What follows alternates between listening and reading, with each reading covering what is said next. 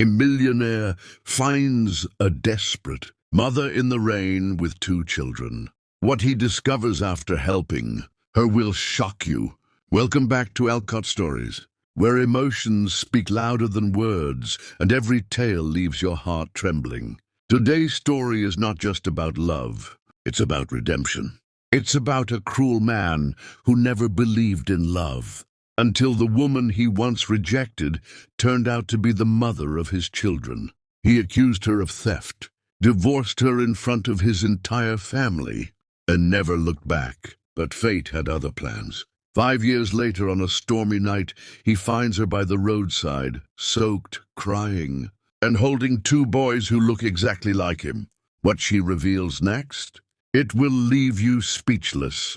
So grab your headphones, hold your breath, and dive with me into this unforgettable journey of pain, truth, and a second chance that will warm your soul. Before we begin, tell me, where in the world are you watching me from? Drop your city or country in the comments below. I love seeing how far our stories reach. Let's get into it. Ethan Lancaster was a man carved from marble, handsome, cold, untouchable. At just 30, he had conquered boardrooms, built empires, and earned his place among the elite. His wealth flowed like wine. His schedule was packed with champagne toasts and flashing cameras, and women chased his shadow like moths to a flame. With eyes the color of winter skies and hair as black as obsidian, styled with precision and arrogance, he was the very portrait of allure. But beneath the fine Italian suits and the carefully crafted smirk lived a soul untouched by love, untamed by affection, and utterly uninterested in anything but pleasure and power. Ethan didn't believe in romance. He mocked the idea of forever and laughed at the word loyalty.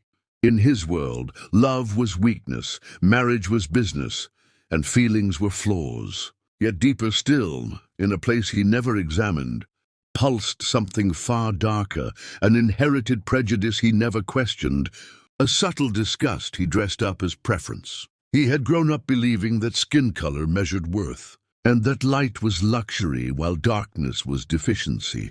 Class is white. Darkness is burden, he'd once muttered to a friend while sipping vintage whiskey under glowing lanterns on a rooftop bar, surrounded by laughter, privilege, and clouds of cigar smoke. No one challenged him. No one dared. His circle was full of mirror reflections, nodding heads, and people who wore masks like his. Ethan was a man who could have anything, except the humility to recognize he might be wrong. Then came the moment that shattered the rhythm of his indulgent life. One evening, after a weekend at a private island and another whirlwind investment deal sealed, he returned home to a formal dinner invitation. His mother's voice trembled with a rare kind of seriousness when she said, "Sit down, Ethan, we need to talk." His father cleared his throat and said the words that paused the music of his life. "You're getting married." Ethan let out a cynical laugh, his fingers tightening around the glass in his hand. "Excuse me? Since when do you two arrange weddings?" His father didn't flinch. "Since we found someone worthy. Her name is Amara." Ethan leaned back, the name foreign on his tongue, his mind already painting unwanted pictures. "And what makes her so special?" he asked, his tone dipped in mockery. "She's graceful, kind, educated, and deeply grounded," his mother said, folding her hands calmly. "She's been volunteering at the foundation, helping the elderly, cooking meals for the community. She's someone you should be proud to call your wife." His jaw tightened. "You forgot to mention she's black." The silence grew thick, but his mother's gaze did not waver. "And she's better than anyone you've ever brought home." Ethan's lip curled, not in amusement but in irritation. To him the idea was unthinkable. He had built his image with precision, pristine white models, exclusive parties, a spotless reputation among his circle of elite friends, who shared his unspoken views. He didn't want scandal, discomfort, or someone who didn't fit his aesthetic. Amara, though he hadn't even seen her yet, was already a disruption, a challenge to his world. He could feel it His ego recoiled, and his heart, already armored, hardened further. "You've given your word?" he asked his father, trying to find a loophole. "Yes," came the steady reply, "and we expect you to honor it." Ethan felt cornered, stripped of his control for the first time in years. He tried to picture her, tried to imagine a woman he didn't ask for, didn't choose and didn't want. His mind searched for justification to rebel, but his parents' eyes held firm.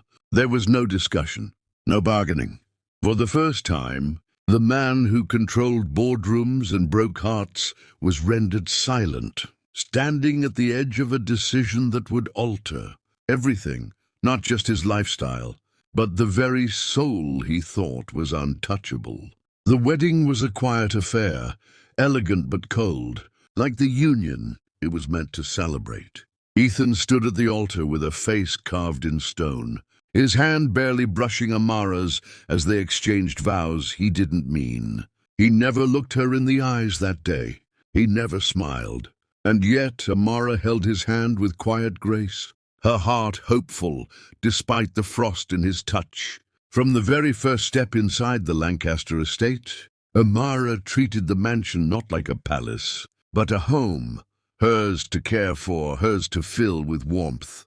Every morning she woke before the sunrise, preparing breakfast for his parents, setting the table with flowers she picked from the garden, humming songs from her childhood.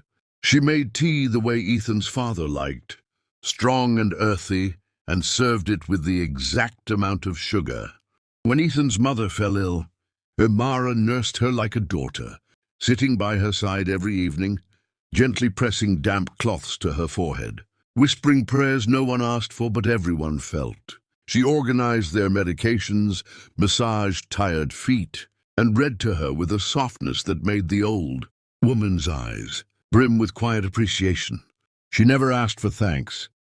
She never expected praise. She gave her love freely, even when none returned. Ethan remained a ghost within the walls of his own marriage, spending his nights out at bars, surrounded by laughter that wasn't real and bodies that meant nothing. At home, he avoided Amara like she was a shadow he didn't want to acknowledge. He answered her greetings with silence, moved away when she reached out, and looked past her as if she were furniture. Not once in 3 months did he offer a word of kindness, a glance of interest, or even a question about her day. She lived in a room beside his, slept on a bed untouched, and wept into pillows that had memorized the shape of her sorrow. Emily, Ethan's younger sister, mirrored her brother's disdain, throwing sharp looks and sharper words whenever Amara entered the room. "She doesn't belong here," Emily whispered to the maids, her voice dripping with superiority. "She's here because our parents lost their minds." Amara heard the whispers but never flinched. She smiled, served Emily her coffee, and folded her laundry as if they were friends. In the silence of her isolation, Amara found purpose in serving others. The gardeners adored her. The maids confided in her. Even the cook swore food tasted better when Amara stepped into the kitchen. Still, none of it filled the aching emptiness that sat at the foot of her marriage. She had entered this home with a heart wide open, believing love could be built, that patience could thaw even the iciest soul. Each night, she sat by her window watching Ethan's car pull in long past midnight, the engine purring like a beast in heat, the smell of perfume and alcohol trailing behind him like ghosts. She never asked where he had been. She simply laid out his robe, placed water on the nightstand, and disappeared into her corner of the house. On nights he came in furious, when deals collapsed or headlines embarrassed him. She bore his shouting with quiet eyes and lips that never trembled. When he threw a glass against the wall, she swept it up barefoot, bleeding silently, and still placed a blanket over his sleeping form. She refused to give up on a man who had yet to give her a single reason to stay. Somewhere inside her lived a belief she could awaken something human in him, even if it took a lifetime. The pain of being unloved didn't break her. It sculpted her into something more resolute, more radiant. But love, when unanswered, grows heavy. And so each day, Amara carried her kindness like armor, shielding herself from the cold she had married. She never begged. She never cried in front of them. Yet the walls had heard her sobs, muffled under silk pillows in the dead of night. She had memorized the ceiling, counted the minutes, prayed for warmth. And through it all she whispered to her heart, "Don't give up yet. He might still see you." The rain fell like grief from the sky, drenching the world outside in sheets of sorrow, while inside the grand Lancaster mansion, a storm of another kind was brewing. The clock struck past midnight when Ethan staggered through the door, soaked to the bone, tie askew, and eyes glazed with the weight of alcohol and disappointment. His deal had collapsed, his name smeared across headlines, and his ego wounded deeper than he could bear. His feet dragged him toward the bedroom he never shared, his movements uncoordinated, his breath heavy with the scent of whiskey and failure. As he collapsed face down onto the edge of the bed, Amara, hearing the door slam and the distant muttering of his broken voice, rushed in, her silk robe trailing behind her like a whisper. She knelt beside him, her hands trembling as she reached to remove his wet jacket, her touch hesitant but caring. He groaned, turning toward her, confusion knitting his brow, his eyes searching her face, but seeing someone else. "Lena?" he whispered, naming a ghost from his past. Amara flinched, but didn't move away. "No," she said gently, brushing damp hair from his forehead. "It's me, Amara, your wife." The word wife hung in the air like a secret he'd forgotten. He blinked, disoriented, then suddenly pulled her close, his arms strong but unsure. She gasped, caught between instinct and longing, her heart thudding in a way it never had before. "Please," she whispered as he leaned into her warmth, "let me take care of you." What followed was not wild, not reckless. It was slow, aching. The unspoken yearning of months unleashed in trembling hands and tender sighs. His walls crumbled just enough for her to step inside, and for the first time, he looked at her as if she were real, as if she mattered. The way he touched her was hesitant, almost frightened, like a man rediscovering something long buried. He kissed her like an apology he didn't know he owed, and she responded with a love that had waited so long. It flowed from her like breath. In the quiet darkness, their souls touched, not just their bodies. She wept softly against his chest as he held her close. And between trembling lips, she whispered, "I love you." And he, half awake and lost in the safety of her embrace, didn't push her away. He rested in her arms like a man finally tired of fighting. For a few sacred hours she belonged to him, and he belonged to something more than his pride. But dawn does not care for dreams. The morning sun crept in like a thief, casting light on things better left in shadows. Ethan woke with a groan, his head pounding, the scent of her skin still lingering on his chest. Amara sat up beside him, her face glowing with a peace she hadn't felt in months. "Good morning," she whispered, her voice like a melody. "I love you, Ethan." His body tensed. He turned slowly, blinking hard as if waking from a nightmare. "What did you just say?" he asked, his voice cold, distant, unrecognizable from the man she held just hours before. "Last night, you made me feel like I was finally yours," she said, her smile fragile. Silence thundered between them before he exploded, sitting upright with venom in his eyes. "That was a mistake," he snapped, as though her love were poison. "Don't ever expect anything from me, ever." His words didn't echo, they stabbed. Her smile faded as her heart cracked in quiet devastation. She didn't scream. She didn't beg. The pain moved through her like a slow-burning fire, drying her tears before they could fall. She looked at him not with anger, but with a kind of mourning, as if something sacred had just died. Her hands folded gently in her lap as she nodded, absorbing the cruelty with grace he didn't deserve. That morning the silence between them grew roots, and even though they shared the same air, the same house, the same memories of one night that almost became love, they were farther apart than ever, two strangers separated not by distance, but by what could have been. The days after that night were cold and silent. Amara moved through the halls like a shadow, carrying the weight of her broken heart with dignity. Her eyes dull but dry, her lips pressed into quiet submission. Ethan had returned to his old ways with a vengeance, colder, crueler, as if punishing her for awakening something in him he didn't want to feel. He avoided her entirely, retreating into late nights and louder parties, while Amara tended to the house like a ghost no one saw. Then exactly 1 week later, the house cracked open with the roar of his rage. "Where is my diamond wristwatch?" Ethan's voice tore through the corridors like a hurricane. Doors slammed. Panic surged. His parents, his sister Emily, and Amara came running into his room, startled, breathless. He stood in the center of the room like a storm personified, shirt unbuttoned, hair disheveled, fury pulsing through his clenched jaw. "It was right here," he shouted, pointing to his bedside drawer.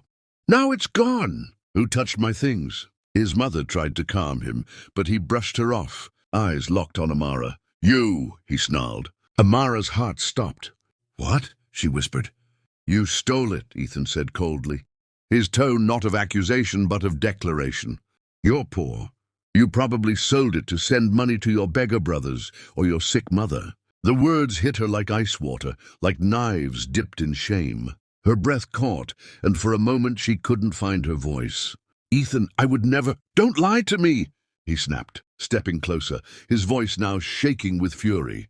"You think because you warmed my bed for a night, you suddenly earned the right to my things?" His parents gasped. Emily's lips curled in smug satisfaction. Amara trembled but stood her ground. "I swear I didn't," she cried, her voice cracking under the weight of injustice. "I've never touched your things. I would never betray your trust, not even after everything you've—" "Enough," Ethan shouted, pulling open the drawer of his desk, grabbing a folder, and yanking out the divorce papers that had sat there, signed but not submitted.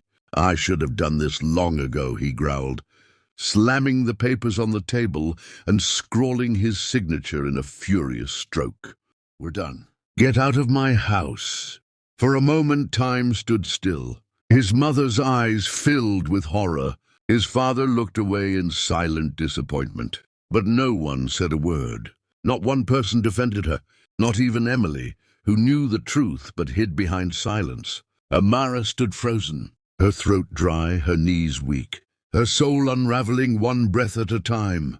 She looked at Ethan, truly looked at him, and saw a man drowning in his own pride, too blind to see the woman who had loved him beyond reason. With trembling hands, she removed the delicate ring from her finger and placed it gently on the dresser.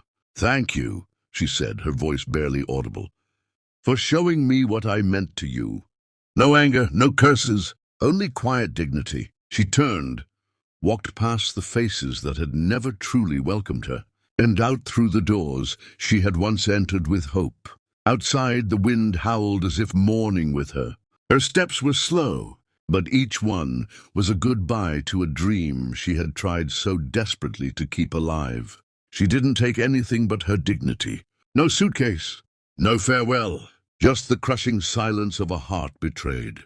And as the rain began to fall again, Amara disappeared into the storm, carrying only the echo of his cruelty and a secret she didn't yet know would change everything. The rain had barely dried from the soles of her shoes when Amara felt a change within her, small, unfamiliar yet undeniable. Her body ached in ways it hadn't before, and the nausea came in waves like grief, refusing to let go. Alone in a rented room with peeling wallpaper and silence so loud it echoed her pain, she sat on the edge of the narrow bed, holding a test in trembling hands. 2 lines stared back at her, sharp, bold, undeniable, pregnant. The word hit her like a wind to the chest. Her breath hitched. The walls closed in. Her mind spiraled with fear, shame, and unbearable sorrow. With nowhere to run, she fled into the night, her coat thin against the cold. The city blurred past her, a smear of lights and strangers, as her feet carried her to the old bridge, where she used to stand watching the river flow, beneath the city's heartbeat. Now it was quiet, too quiet. She walked to the edge, gripping the iron rail with both hands, eyes staring down at the dark water below. Tears slipped freely down her cheeks, mixing with the drizzle. "Why me?" she whispered into the wind. Why always me? Her voice cracked, swallowed by the vast, indifferent sky. She thought of ending it, everything, the pain, the loneliness, the cruel silence. But then, like the soft flutter of wings in her belly, she felt it, the tiniest shift. A reminder, a whisper of life, 2 heartbeats, not one. She placed her hand on her stomach, eyes wide, stunned. Not just a child, too. Her knees buckled and she dropped to the ground, sobbing into her arms. "They're innocent," she whispered. "They didn't ask for this." And in that moment, something stronger than despair took root in her soul. Oh, mother's hope. She didn't leap. She stood. She chose life, not just for herself, but for them. Within days, she disappeared from the city, cutting all ties, erasing her trail. She moved to a small, quiet town, nestled between forgotten roads and fields that whispered peace. There no one knew her past, her pain, or the name of the man who shattered her world. She found a job at a local school as a helper, sweeping floors, cleaning desks, reading books to wide-eyed children. She was paid little, but she asked for nothing more than shelter and safety. Her belly grew, and with it her resolve. She rented a small cottage on the edge of town, with creaky floors and a garden full of weeds, which she lovingly cleared every weekend. When the time came, she gave birth in a quiet clinic with no family at her side, only the nurse's gentle hand holding hers. Twin boys, Liam and Noah, one looked like her, with deep brown eyes and curls soft as feathers. The other bore the ghost of Ethan's blue stare. She held them both to her chest and wept, not from pain, but from overwhelming, aching love. She didn't curse Ethan. She didn't name him to them. Instead, she told them bedtime stories about a brave father who had to go far away to protect people. "He's a hero," she would whisper as they drifted to sleep. She filled their lives with laughter, with warm soup, with snow angels in winter and fireflies in summer. Though money was tight, she never let them feel poor. They wore hand-me-downs like treasure, and their birthday cakes were simple but made with joy. As years passed, she watched them grow. Liam with a curious mind, always asking questions, and Noah with a quiet strength that reminded her so much of herself. On lonely nights, she would sit by the window, looking out at the moon, and wonder if Ethan ever thought of her, of them. But then she'd look at her sons asleep in bed, and remind herself he may have broken her, but he had also unknowingly gifted her the greatest reason to live. The rain fell like punishment from the heavens as Ethan gripped the steering wheel tighter, his wipers barely keeping up with the sheets of water blurring the road ahead. He wasn't sure why he was driving with no destination. Maybe it was the emptiness of the house, maybe the memories that clung to the shadows, or maybe it was something deeper clawing inside him that he had ignored for years. Lightning cracked across the sky, and the thunder that followed seemed to echo the disquiet in his soul. As he rounded a curve, someone caught his eye on the side of the road. He hit the brakes, tires screeching. In the blur of headlights and rain, he saw a woman huddled on the roadside, soaked, trembling, with 2 children wrapped in her arms like a shield against the storm. He jumped out, water soaking him instantly, but he didn't feel it. His eyes locked on her face, and for a moment, time shattered around him. "Amara?" he whispered, his voice nearly drowned by the rain. She looked up slowly, her eyes hollow yet filled with fire, exhaustion laced with strength. She didn't flinch. She didn't cower. She met his gaze like a ghost refusing to fade. "These are my sons?" Ethan asked, his voice cracked, every word trembling, as if too fragile to carry the truth. She didn't move, but nodded gently, cradling the boys closer. "They are yours," she said, calm but weary. Ethan's legs gave out, and he dropped to his knees in the mud, eyes wide with disbelief, hands shaking as he tried to grasp the years that had vanished. "Why didn't you tell me?" He asked, the question more of a plea than accusation. She stared at him, silent, as the rain ran down her face like tears from the sky. "Tell me the truth about the watch," he finally said. "Please." Her shoulders rose and fell with a deep breath, the kind taken before bleeding a truth long buried. "Promise me," she said. "You'll never expose it." "I promise," he whispered, no hesitation. She looked at her sons, then back at him, and finally spoke.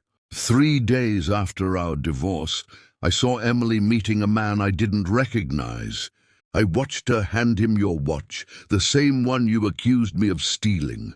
I confronted her. She broke down, told me he was her boyfriend, and that he had recorded their intimate moments. He was blackmailing her, threatened to send the videos to your parents, your company, your world. She panicked. She stole the watch to pay him off. Ethan's face twisted with horror as she continued. "I couldn't let your family fall apart. I knew what that scandal would do to your name, your mother, your pride. So I said nothing. I took the blame. I let you believe the worst of me because, even after all your hatred, I still loved your family more than myself." Ethan's mouth parted, but no words came. He couldn't breathe. His chest burned with shame, with realization, with regret. The rain no longer mattered. He was soaked, filthy, broken, yet all he could see was the woman he threw away, kneeling in the storm, sheltering the children he never knew he had. "You saved us, while I destroyed you," he whispered, as if saying it aloud might undo the past. His voice cracked, and tears spilled over the edges of his cheeks. Blending with the downpour, he reached out with trembling hands, not for answers, not for forgiveness, just to hold her, to feel something real again. "I was blind," he said, "to your worth, to your love, to everything you gave me. I was arrogant, cruel, and poisoned by my own prejudice. I judged your skin when your soul was the most beautiful thing I've ever known." Amara didn't speak. Her eyes held his, searching, weighing. Liam and Noah clung to her sides, confused but quiet. Ethan looked at the boys, his boys, and saw himself in the curl of their brows, the strength in their gaze. "They look like you," he murmured. "They have your fire." Amara's lips parted, but instead of bitterness, there was only tired grace. "They have your stubbornness," she replied, a faint smile breaking through. Ethan let out a broken laugh, half-sob, as he leaned forward and kissed the cold, tiny hands of his sons. "I don't deserve this," he whispered. "But I want to. I want to earn it if you'll let me." Amara stared at him long and hard, the silence stretching like a bridge between the ruin and the rebuild. And then, slowly, she reached out her hand, not just for him to take, but for everything to begin again. Ethan remained on his knees, the cold mud clinging to his clothes. But nothing felt heavier than the weight of his guilt, now laid bare before the woman he once rejected and the sons he never knew he had.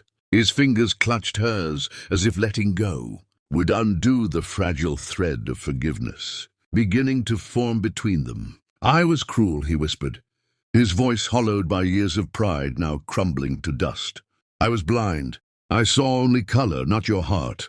I hated what I didn't understand, and I hurt the one person who loved me when I gave her every reason not to." Amara looked down at him, tears running freely, the pain of betrayal battling with the love that stubbornly survived beneath the scars. Ethan's hand gently moved to her cheek, his touch trembling, reverent. "You are the strongest woman I've ever known," he said, blue eyes locked on hers, not with entitlement, but with awe, reverence, and remorse. "You bore my cruelty and never stopped being kind. You saved my family while I shattered yours. You walked away with grace while I stood in the ruins of my arrogance. And still you raised our sons with dignity, with love, without poisoning them against me, though I deserved it." Amara's lips trembled, words caught between pride and pain. "But you hated me," she said, barely audible, the wound still raw. Ethan lowered his eyes. "I hated myself," he admitted. "I hated what I saw in the mirror. A man too weak to admit he was wrong, too broken to love someone stronger than himself." He turned his head, eyes meeting Liam and Noah's, standing side by side in the rain, innocence untouched by the firestorm of their history. "I missed 5 years," Ethan said, his voice breaking as he reached toward them. "Let me spend the rest of my life making up for it, not just as a father, but as a man who finally sees clearly." Amara didn't respond at first. The rain poured around them, but for a moment it felt as if the world had gone quiet. Her silence wasn't rejection, it was memory of all the nights she cried alone, all the times she held her stomach, while whispering promises to unborn children that their mother would never let them feel unwanted. Of every birthday passed without a father, every lullaby sung over a broken heart. And still, she remembered the boyish flicker in Ethan's eyes when he first asked her name. She remembered his mother's laughter when she brought soup, his father's quiet nod when she tied his tie, the family she once called hers. Slowly, tears slipped down her face, not from sorrow, but from release. "You can't undo the past," she said finally, her voice steady. "But if you want to walk beside me now, you walk with truth, with humility, and with love." Ethan stood, his knees soaked, his heart laid bare. "Always," he vowed. She hesitated only a second longer before reaching for his hand, not timidly, not conditionally, but as a woman who had forgiven herself long before this moment. Liam and Noah watched their parents come together, their little hands clutching each other as if understanding this was the moment their lives would change. Ethan bent down, scooping them both into his arms, tears falling freely now, warm against their cold cheeks. "I'm here now," he whispered to them. "I'll never leave again?" They clung to him instinctively, and he knew he'd spend every breath earning their trust. That night, the four of them walked together, through the rain that once tore them apart, now gentle, almost musical, as if heaven itself wept with joy. The same storm that had once drowned their love now baptized their second chance.